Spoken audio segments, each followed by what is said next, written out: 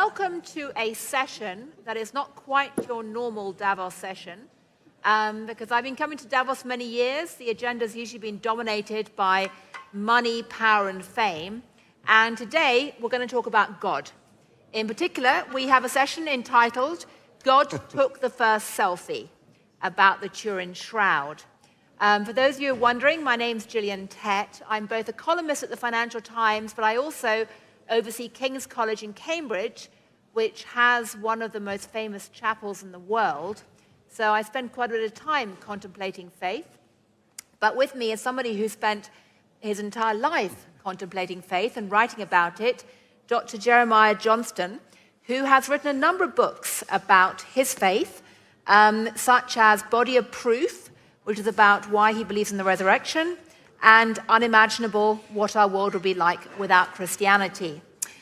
So we're going to be talking about one aspect of this, which is the Turin Shroud, which, as he says, until very recently, he was profoundly skeptical about the authenticity of the Turin Shroud and the history behind it. He was in very good company because many people have been skeptical about the Turin Shroud, particularly since 1988, when there was carbon dating that suggested the Turin Shroud came from the 14th century. However, Dr. Johnston has changed his mind in recent years, in fact, the last couple of years, about the authenticity of the Turin Shroud. So we're going to hear from him today about why and how he's changed his mind and what he thinks the implications are for the wider world. So, first of all, welcome to Davos for the first time. It's delighted. Kind of appropriate. We're sitting in a chapel. Yes. In previous years, it hasn't been used in any way to talk about faith, but today it's being repurposed on many dimensions. So, welcome. So, perhaps you can tell us, first of all, you are both a pastor in Texas, and you're also a biblical scholar who spent many years studying biblical history. Tell us, first of all, what made you change your mind about the authenticity of the Turin Shroud? Gillian, it's so great to be with you, and I wish you all well. It's a great joy to have a session here at USA House dedicated to what I believe is the event horizon of really Western civilization and free enterprise. That event horizon would be the physical bodily resurrection of Jesus Christ that we can date to the 5th of April, AD 33, based on evidence. And so I believe in an evidence-based faith, an evidence-based Christianity, and I did not believe in the shroud. I thought there was no evidence behind it, and I was as dangerous as many of you in the room. I was TikTok smart about the faith. I was YouTube smart. I knew enough to be dangerous. And when I talk about this on university campuses, I have a lot of fun because we're asking, did Jesus take the first selfie? And I believe that God did take the first selfie because the greatest scientific minds in the world, I'm not talking about theologians, Gillian. I'm not talking about pastors or people that want it to be true, people that have a dog in the theological hunt. The greatest scientific minds and physicists have staked their academic and scientific reputation. 102 academic disciplines have studied the Turin Shroud, and science has proven, and it's the only time I'll use that word in our interview, science has proven, and we have a replica from the late Barry Schwartz, who is the only documenting photographer who was invited by the Pope in 1978 to take a picture of the actual burial cloud. You're looking at the shroud. This is as close as any of us will ever get to the Shroud of Turin. It's currently in a reliquary just south of us in Turin, Italy. 102 academic disciplines have studied it. And Gillian, to answer your excellent question, what took me from a shroud skeptic to now believing, because I'm not irrational, that it is the burial cloth of Jesus, and it is a picture of the moment of the resurrection, is because I'm not irrational based on the evidence. In fact, our team did something fascinating. We took the data of the shroud, which is behind you. This would be the face. The shroud's 14 feet long by 3 feet, 7 inches wide. And we took only data, Gillian, from the shroud. We put it in Midjourney AI, along with the Christ Pantocrator icon, which you can see down in St. Catherine's Monastery. and this is the image that we built. This is likely what Jesus of Nazareth, this is a great approximation of what Jesus of Nazareth. So when I speak about Jesus, the evidence is so great, and Gillian, I have some evidential surprises for you because I believe in an evidence-based faith. Do you realize I have to appeal to Roman emperors for the same level of evidence that we have for the death, the burial, and the resurrection of Jesus Christ? So can I just stop you there for a moment? Please. And maybe we can wind back, because not everyone in the room may be familiar with the story about the shroud. So the shroud is believed to be the shroud, the cloth that wrapped Jesus in when he died. Yes. And the picture we're seeing behind us, the imprint, has long been something of a mystery. There are people who say that it's basically a painting made in the 14th century, and that's where the images come from. You argue that, in fact, that's not possible, that the shroud has the image because there was a huge, powerful flash of light. Is that correct? I don't argue it. Paulo de Lazzaro and other physicists, I want to give the credit where credit's due. In Neo Laboratories, just outside of Rome, a physicist by the name of Paulo de Lazzaro, in his lab, estimates, documents in peer-reviewed journals that a nuclear event, because what you're seeing, Gillian, the image, this would be the front. Let me make this very clear, because when I first saw this, it looked like a dirty bed sheet to me. It's like, I can't even see it. What am I looking at? This is the front. It wrapped the body. The Greek term is syndon. It's in all four Gospels. It's also athonia, and then we have sudarium. It would wrap the body like a pita all the way around to the front. So we have the face imprint and we have the back. And when you look at that, that image is superficial. Now, what I want you to know, the image is unduplicatable, meaning if I had a razor, it is 0.02 microns thin. And so in 1898, when Seconda Pia is taking a photograph down in the Turin Cathedral, the St. Giovanni Cathedral in Turin, he takes a picture. The exposures took 14 minutes and 20 minutes. He had to bring in a generator, one of the first flash photographies. Right. He takes the photo, and in the dark room, this is what he sees on the screen, and he never more appropriately utters the following three words: "Oh my God." He thought he was looking at the face of Jesus. In fact, I want to encourage everyone to do something. If you take your phone right now, Gillian, would you do this with me? Because it's easier to point out what we're looking at. Do you know how to put your phone in classic invert? Those of you that are streaming all around the world, you can actually do this. If I go to settings, and if I just type in classic invert. Now, for those of you that have an Android, you can leave the room right now, ladies and gentlemen. Okay. So classic, it's color inversion. But if you go to classic invert and you just turn it on and then open the camera, okay? If you're there, say yes, so I know you're there. Are you there? All right. Here's what do you see this? I look pretty interesting right now. Now I want you to hold up your phone. Gillian, are you there? Do you have it in classic invert? Yep. And I want you to look at the Turin shroud. And this is what Seconda Pia saw in 1898 in the darkroom. I've seen the very image in Torino. I want you to pay attention to the back of the crucified man. There is a pool of blood behind his head. There are over 700 lashes. There is not a part of the body that has not been abused, and flogged, all the way down the feet. Right above Gillian's left shoulder, there's a pool of blood. We know that that's the side wound between rib 5 and 6. That's post-mortem blood. And then take your phone, and I want you to just do what I'm doing right now. Just take in this moment, I'm looking at the face. You see the face, the blood on the forehead, the blood in the hair. You see that the nose has been broken. That's a separated septum. And so when he saw this, Gillian, science can't explain this. So when you say that there are skeptics who say, and you rightly say it, it's paint, it's pigment, it's dye. 33 scientists studied the Shroud of Turin research team. They took 3 years to publish it. And what they did prove is there is no paint, there is no dye. They cannot explain how there's an image in the shroud. And that's where this bolt of light comes in. what caused it then? And Paulo de Lazzaro estimates, are you ready for this? 34,000 billion watts of energy, but the speed at which the energy traveled, this is peak power, if we have any physicists in the room, it traveled in 1/40th of a billionth of a second. And so the moment of resurrection, the moment that caused this flash to leave this impression on this linen garment, happened in 1/40th of a billionth of a second.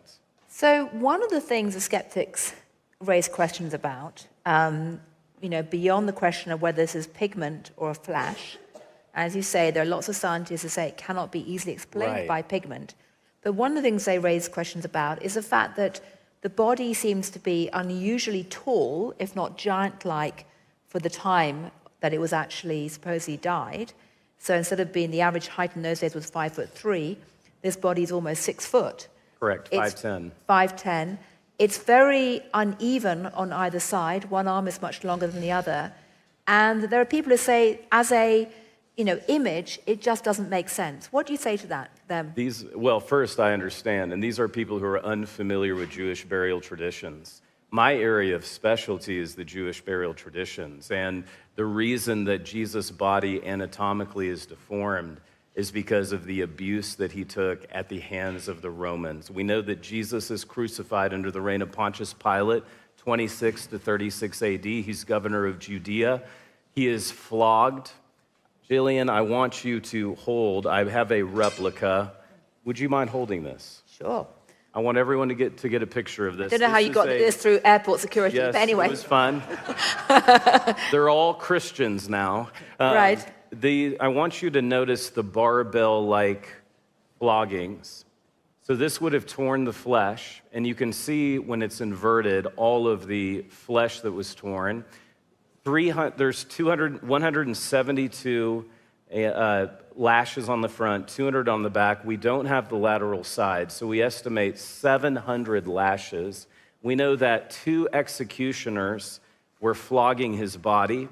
We know that Jesus carries, according to the sources, the patibulum. He doesn't carry the entire cross. He carries just the cross beam. It weighs 125. Jesus would have weighed 150 to 160 pounds, and according to the man of the shroud, yes, been around 5'10". It's unusual, but it's not anomalous. That's the interesting thing. And he is longer because his body has been crucified. How many of you recall, if you're familiar at all with the Gospels, Jesus collapses on the way to Golgotha. He cannot carry the cross, at which point his shoulders are separated. And that is why one arm is longer than the other. Jesus is then brought before Pilate in Jerusalem. He's been flogged 700 times. Right. This is when Pilate, in Latin, let me use his native tongue, says, "Ecce homo," behold the man. And the crowd begins to shout, "Crucify him." Everything I'm saying now is not a matter of faith. This is a matter of historical record. And Gillian, at this point, this is what sent it over to the edge for me. So I had always been influenced by medieval Christian art, and I want us to be very careful with this. But a crown of thorns is fashioned, and I had always thought, based on the influence of medieval art, Gillian, that it was a wreath, almost like a victory wreath. But that's not what we see. The evidence on the shroud, there's blood, there's 30 to 50 puncture wounds. And Gillian, what I'm holding are Bethlehem thorns. And do you mind, may I just ask you to hold this for a minute? Would you be willing to? Don't put it on me, but yes. I want you to just try to hold get this those. through airport security as well. That's Those are Bethlehem thorns, 3-inch long. Right. Would you like to try it on? Not particularly. I'll take your word for it, but yeah, it looks suitably horrible. They're as sharp as nails. I mean, it's worth actually, reliving the horror of this, because obviously it was brutal. It was a time when execution was a brutal public event, and this certainly captures it very well indeed. But I guess a question that many people might ask is, why does this matter? Why are people even spending all this time arguing about a piece of cloth which is either from the 14th century or the 1st century? Why do you think it matters if this is actually real as opposed to simply a painting? The Shroud of Turin matters And we're here at Davos, the World Economic Forum, where everyone's bringing their receipts. We all need a reminder, if there is a God, and does he truly love us? The Shroud of Turin is an itemized receipt of how much God loves me in Jesus Christ. When I look at the shroud and I see what a man went through for one reason and one reason only, it wasn't the Romans that kept him on the cross. It was his love for humanity that kept him on the cross. And that is why this message is needed.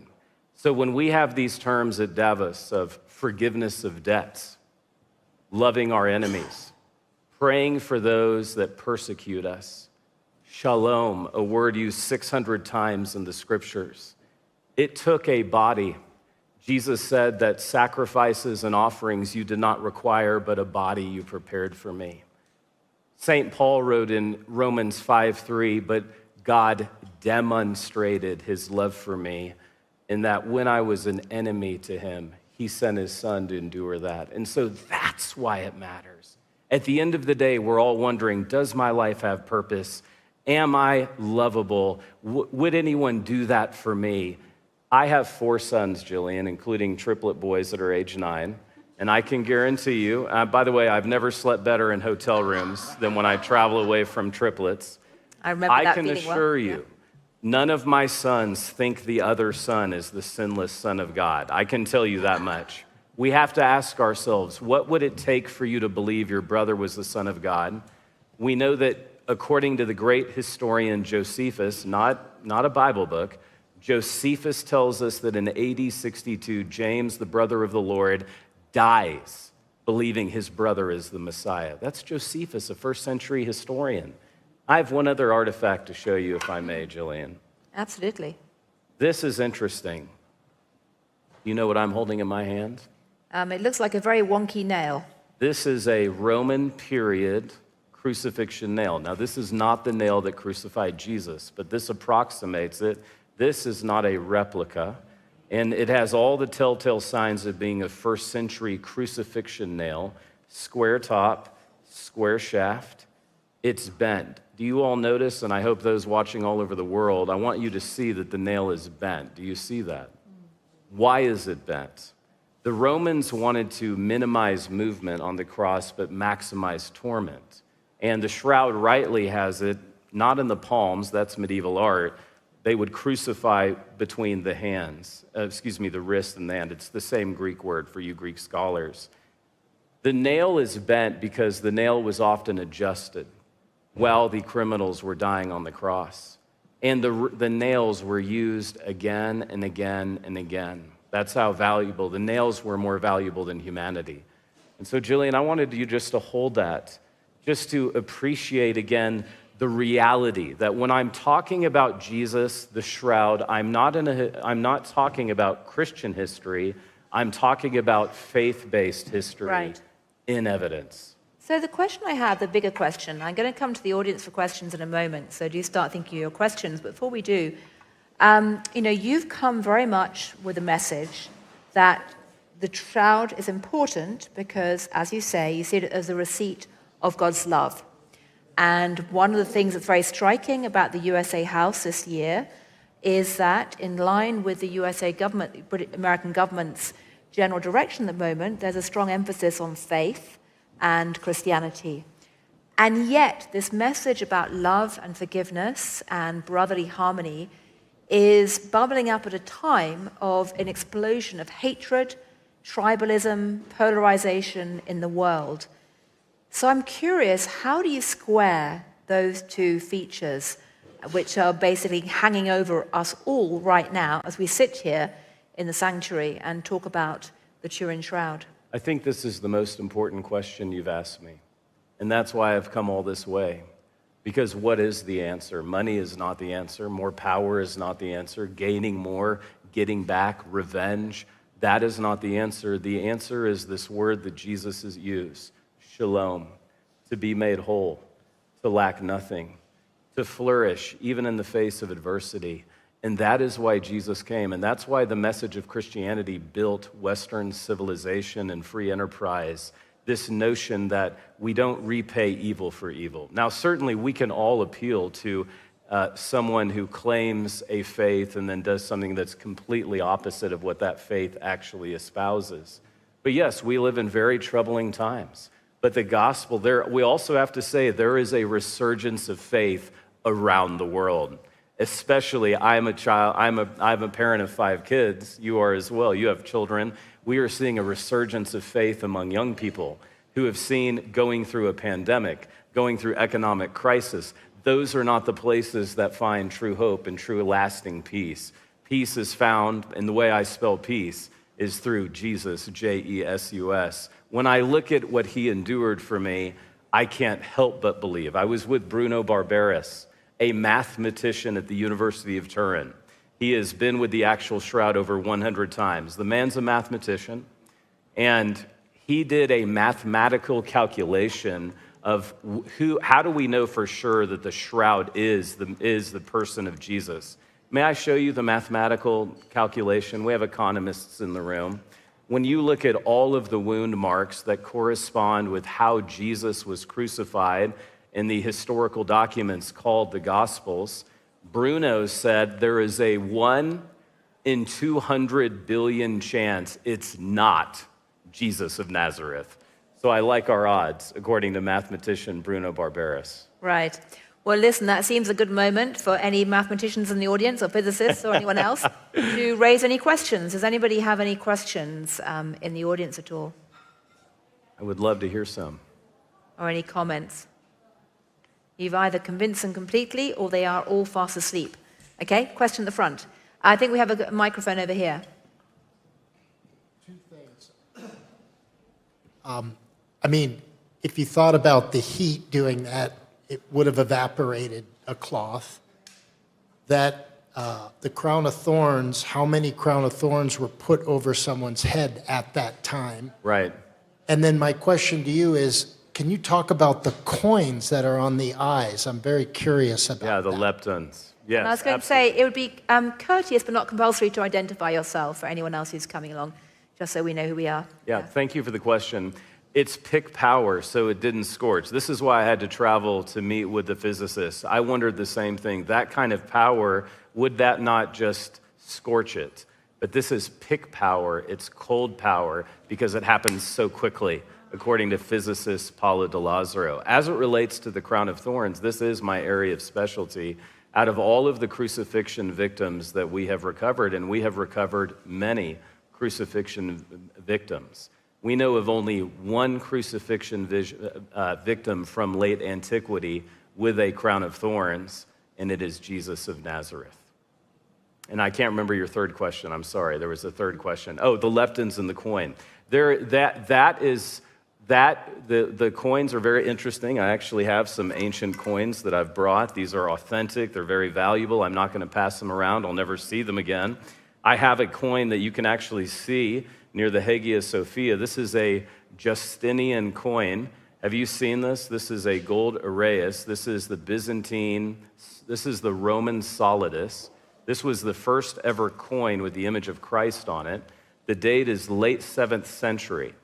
There are 200 points of correspondence on the face of this coin with the face of the man of the shroud, which again attests to its great antiquity and speaks against the hypothesis of it being a medieval forgery, which is fascinating. I have others from Augustus and Tiberius, but I don't think there's time for that. Great questions. Thank you.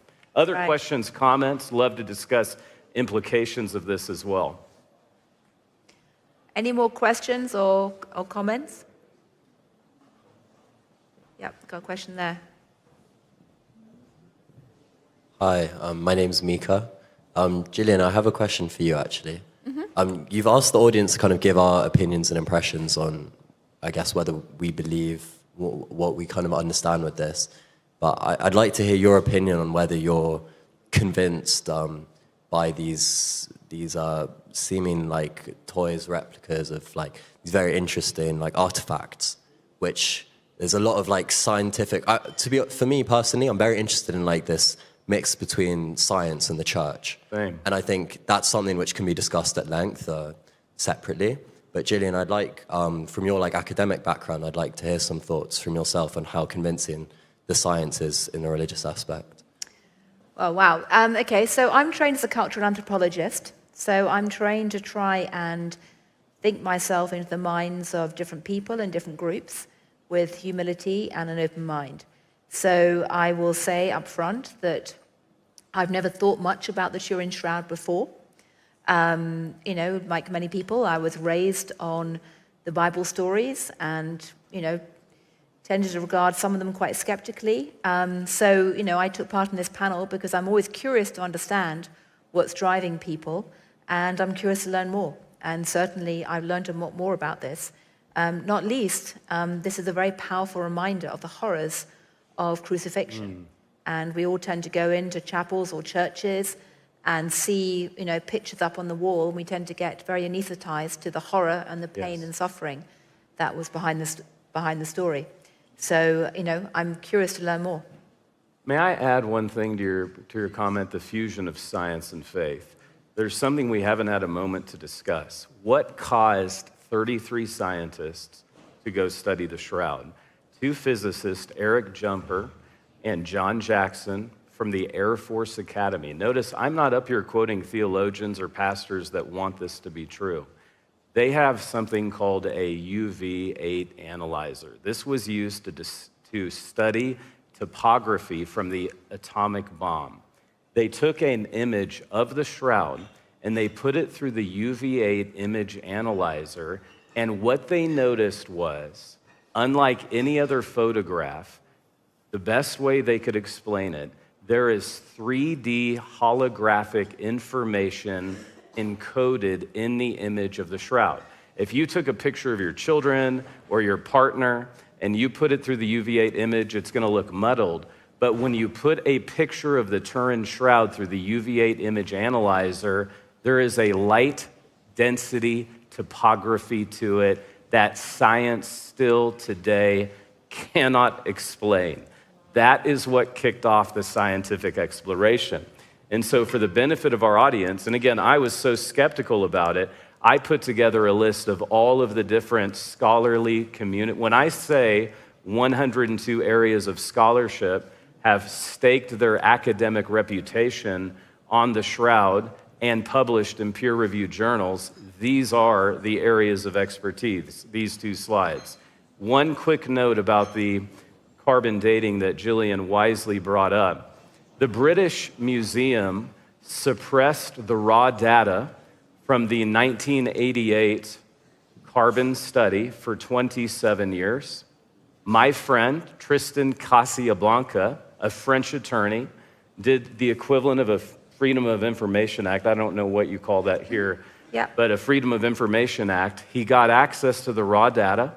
And in 2019, in the Oxford published Journal of Archaeometry, it was published that the top left corner, which was tested, which was the area the scientists told them not to test, the sample they used is not homogeneous with the shroud itself.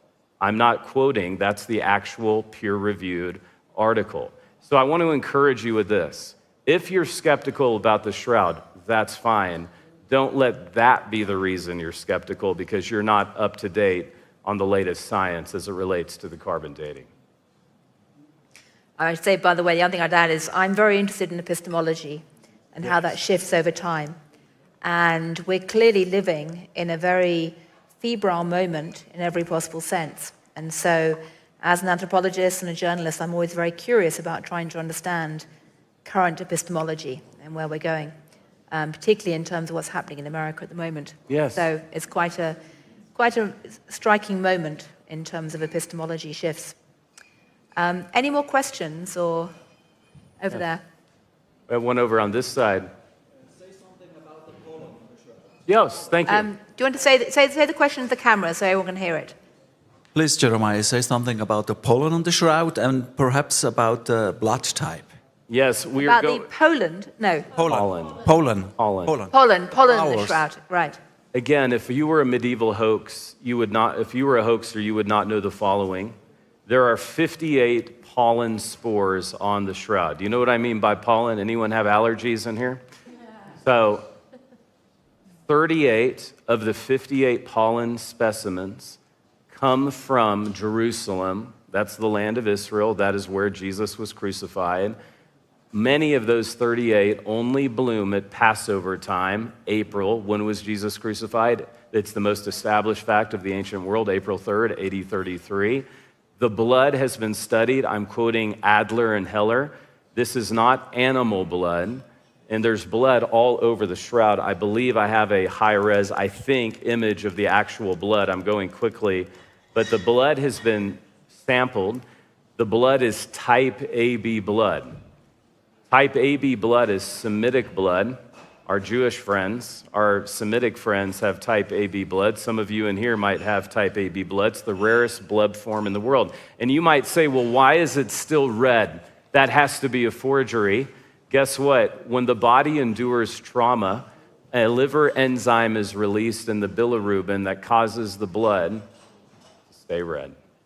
So again, if you're a medieval hoaxer, when you start to add up the amount of things you would have to believe, you need a lot more faith to think that this artifact. And so what I would just encourage our audience here at Davos, you might not know how the airplane works to get over here to fly to this event, but you got on it nonetheless.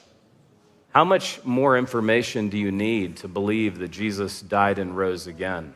I want to ask you that. When I say that I believe in the resurrection of Jesus because I'm not irrational, and by the way, I have a whole book, Body of Proof, based on my PhD research in Oxford. I never mentioned the shroud. I didn't believe it then. That's this one here, by the way. So the shroud is not our only evidence, believe you me. But how much evidence do you need to actually believe something? So let's not apply a hyper-skepticism that we wouldn't apply to any other area of our life just because it's a matter of faith. Thank you. While we're looking at that picture, you also got some views about the cross weave, haven't you, in the fabric? Yes, this is fascinating.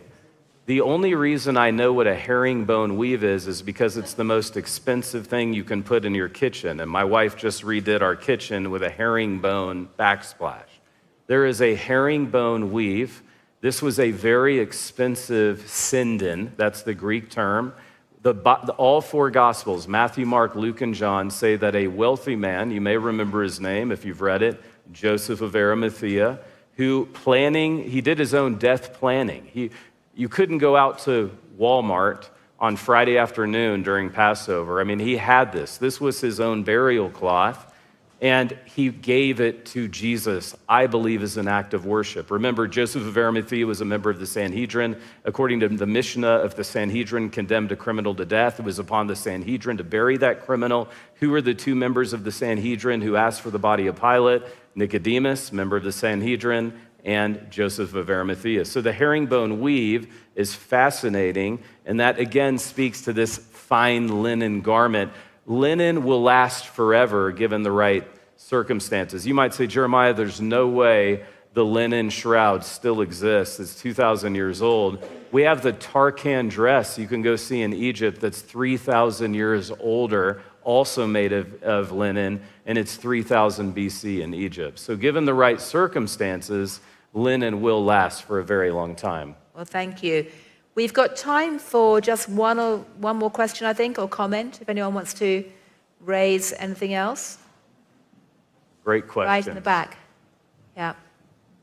And I realize that people may be watching online, so I'm sorry we can't bring your comments or questions online. Hi, thank you very much for this talk. I'm Erin McPherson. I'm an American entrepreneur. My question goes more to the implications of this. Like, let's say that I assume this to be true, that this is indeed the image of Jesus Christ resurrected, that the science is proving it, that we're using our advancements in science to add science to what was religious faith. There's a rise of this renewed Christian faith in the U.S., and the implications of this, I guess I'd want to ask, what's your point of view on the fact that what I see happening in my country, by and large, is not espousing, in my mind, the teachings of Jesus? Correct. So how can Christian nationalism how can we rectify these two things since the teachings of Jesus wouldn't, for instance, show me what's happening in Minnesota? No. Yeah, and we wouldn't interpret it through that lens. You have asked the most important question. What are the implications? The implications are, number one, hope. Hope comes in our life when we have a plan. 1 Peter 1 verse 3 says, we have a living hope, not because I woke up and felt good. I'm actually really jet lagged. I don't even know what time it is. Anyone else watching right now here in Davos? I have a living hope because of the bodily resurrection of Jesus. The second implication is it validates everything Jesus said and taught. And so when Jesus teaches us a new way to live, to love our brothers, to love those who hate us, those were not ideas that innovated out of Nietzsche or any of the other Western philosophies. These ideas that have revolutionized the world came out of the teachings of Jesus, and we only have parts of 26 days of the life of Christ recorded in the 89 chapters of the Gospels. The implications are hope for you individually, validating his teachings, and we already know that the X factor of the Jesus movement in the world, which is beyond America, it's beyond Trump, it is beyond politics, the greatest, most blessed humanitarian organization in the world. Are you ready to hear what it is? It is the local church of Jesus Christ. It is the most powerful force for good on earth, and it is the X factor. And then finally, for those of you that have lost a loved one, for those of you that are grieving today, you have a loved one who's died in Christ. You can speak about your loved one in the present tense because the Bible promises in John 14:19, because Jesus lives, I will live again. So every evidence Gillian and I have been adjudicating here today is evidence for your own resurrection someday, if you believe on Christ. Well, thank you very much indeed. I can see the light flashing red, which ironically matches. We have the one red more question, on Gillian. Oh, we got one quick question at the back. Yes. Or comment. One quick question, sort of end of the session then. You see one of the most powerful bodies being sort of the Church of Jesus Christ. That is something that is global at the end of the day. But so can you speak a bit on the fragmentation of the church that currently exists? I mean, there's a growing Christian movement right now. I mean, the largest population of Christian people are in the 18 to 25 age category. But at the same time, the Christian movement is separated in so many distinct parts. Could there be a unifying force? What's the take on this? Absolutely. I view the shroud as belonging to the undivided church. I believe that we're seeing a coming together. I minister around the world. I'll be at a university next week in the United States. The next generation doesn't care about the denominational distinctions. We care about coalescing around what C.S. Lewis called mere Christianity, the major core doctrines, the fundamentals of the faith, if you will, the cardinal doctrines of the faith. And I think that's the way forward. Well, at a time of polarization and hatred and anger and despair, that's a very positive message to think about hope and unity and coming together.